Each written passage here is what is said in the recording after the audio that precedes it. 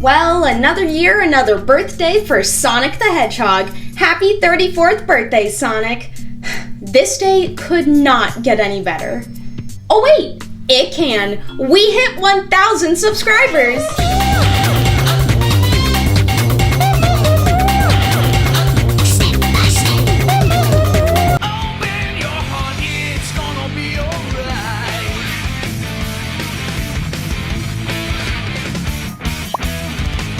Hey guys, it's me Jada and welcome back to my YouTube channel. And guys, we hit 1,000 subscribers. Thank you so much for helping me hit this milestone.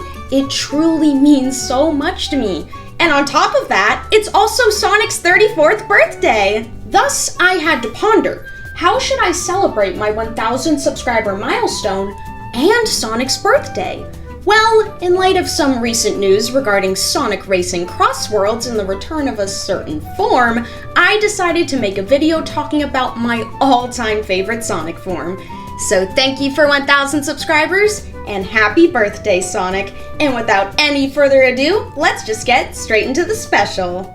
The year is 2008. Sega has just returned from two of their biggest gaming flops, the infamous glitchy Sonic 06 and the rushed Sonic and the Secret Rings. Sega needs to restore glory to their name, thus in comes a game to hopefully save the franchise.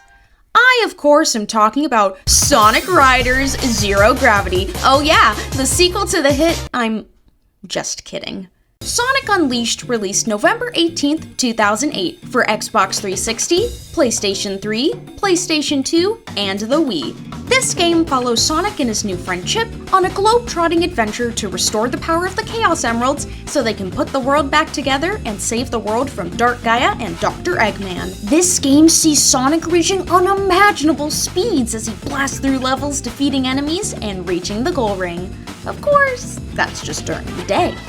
In this game, Sonic gets infected with some of Dark Gaia's energy, which causes him at night to turn into Sonic the Werehog. His fur turns dark blue with gray tips, he has sharp teeth, his speed has been turned into pure strength, and he has stretchy limbs to help him platform and defeat enemies. And of course, he has that killer battle music. This is basically the whole gimmick to this game. Fast-paced boost levels with Sonic during the day, and slower-paced combat and platforming-focused levels with the Werehog at night. Would this be the game to save Sega and the Sonic franchise? It's a big piece of garbage.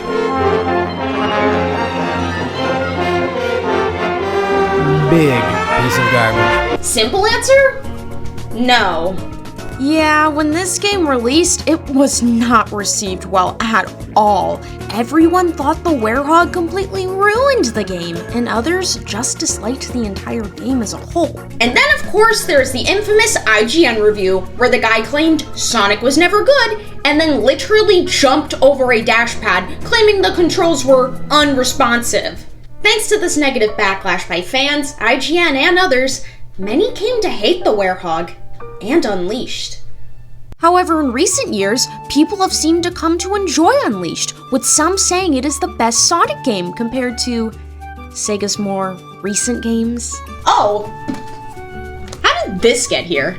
And while people may enjoy Unleashed more today, most people still don't like the Werehog, his levels, or his killer jazz band. And that is why I am here today, to defend my favorite Sonic form, so let's get right to it.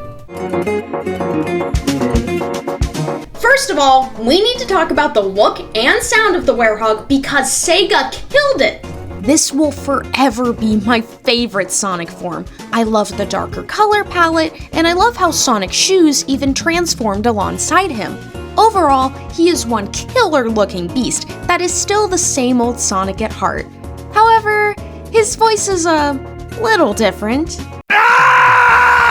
At this time, Jason Griffith, the GOAT, was still voicing Sonic, and he gave us an amazing voice for this form. The deeper and more scratchy voice is absolutely perfect, and goes with the design very well. I just love how the voice sounds, and hearing this voice give some of that Sonic spunk is fantastic to hear. And to make things even better, Jason Griffith apparently had strep throat while recording for this game, and yet he still killed his performances. God bless you, Jason Griffith. We miss you. Now let's talk about what truly matters, the Werehog's gameplay. The Werehog levels, as mentioned, are slower-paced levels that focus on precise platforming and battling enemies. There are even some puzzles to solve, too. Now, many fans hate this style of gameplay, but I love it. This was the first Sonic game I had ever played, and I found these slower-paced Werehog levels to be far easier to master as compared to the fast boost levels, which is part of the reason as to why I enjoy these levels so much. I also love this gameplay because I love all of the different attacks Sonic can perform. His stretchy limbs allow the Werehog to perform killer attacks that range from air attacks, body slams, punches, slaps, kicks. Basically, any attack you can think of, the Werehog can do. The Werehog also comes with a shield for protection against enemy attacks, and he has a bar called his Unleashed gauge. You fill up your Unleashed gauge by defeating enemies, and once full, you can activate Unleashed mode, where the Werehog glows blue, and now his attacks do double the damage, making defeating enemies a breeze. I personally love the Unleashed mode because the Werehog always lets out a howl as it is activating, showing a slightly more feral side to the Werehog, which I find really cool. As for the rest of the Werehog's gameplay, it's pretty standard platforming with occasional puzzle solving to progress through the level. All of these factors combine to make one well-rounded gameplay style. So I've talked about the looks, the sounds, and the gameplay of the Werehog, but what about the characterization of the Werehog? The Werehog, of course, is still just Sonic, but this form takes a little bit of a toil on Sonic. He struggles as the form alters others' perceptions of him. For example, when Sonic first meets Chip, Chip runs away, thinking Sonic wants to eat him. Of course, Chip comes to learn Sonic isn't bad, but before learning his name, he calls Sonic Mr. Monster Guy. Don't worry, the two become friends and all is well. However, Sonic struggles with the form, saying that, quote, "So when the sun goes down, I turn into this?" Sonic seems concerned about his new form at first, but then just decided to roll with it for a while. However, later on, he encounters Amy, who of course is trying to hug him, but she doesn't recognize him and pushes him away, apologizing, saying she's looking for Sonic. Girl, you had it right! It wasn't Shadow or Silver, and yet you still messed it up! This single interaction caused Sonic some visible emotional distress. The girl who likes him couldn't even recognize him. And then to make matters worse, Chip unintentionally rubs it in, reminding Sonic that he looks like a monster.